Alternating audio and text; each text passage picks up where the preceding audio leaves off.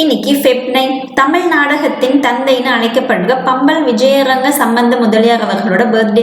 சென்னை பல்லாவரம்ல 1873 பிறகுறாரு. இவரோட அப்பா தமிழ் ஆசிரியராகவும் நிறைய புத்தகங்களை வெளியிடுறாரு. அதனால வீட்டுல நிறைய புக்ஸ் இருந்துட்டே இருந்திருக்கு. சின்ன வயசுல இருந்து நிறைய புக்ஸ் ஆர்வத்தோட படிக்கிறாரு. இவர் சட்டம் படிச்சுட்டு வழக்கறிஞரா வேலை பார்க்கறாரு. தென் நீதிபதியாகவும் ப்ரொமோட் ஆகுறாரு. நிறைய ஆங்கில நாடகங்கள் பார்க்குற பழக்கம் இருந்துட்டே இருந்திருக்கு. ஒரு நாடக குழுவில் லாயர்ஸ், டாக்டர்ஸ்னு பட்டதாரிகள் இருக்கிறத பார்த்துட்டு இவருக்கும் நாடகத்துல நடிக்கணுங்கிற இன்ட்ரெஸ்ட் வந்துடுச்சு. சுகுணா விலாஸ் சபாங்கிற நாடக குழு ஒன்று ஃபார்ம் பண்றாரு. திருக்கூத்து தான் நாடகங்கிற நிலைமையை மாத்தி நகரங்கள்ல பிரம்மாண்டமான மேடை அமைச்சு பல வகை நாடகங்களை நடத்துறாரு. நடிப்பவர்களை கூத்தாடிகள்னு சொல்லக்கூடாது, கலைஞர்கள்னு அழைக்கணும் அப்படின்னு கலைஞர்களை அழைக்க செய்யறாரு.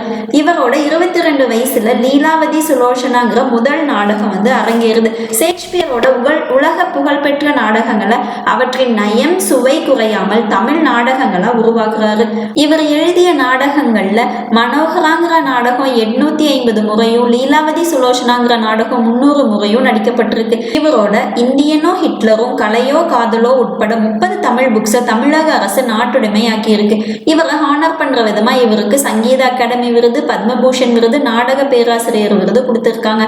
நாடக உலகின் பிதாமகன்னு போற்றப்படுற இவரோட பர்த்டே இன்னைக்கு. இன்னைக்கு பர்த்டே செலிப்ரேட் பண்ற எல்லாருக்கும் ஹாப்பி பர்த்டே.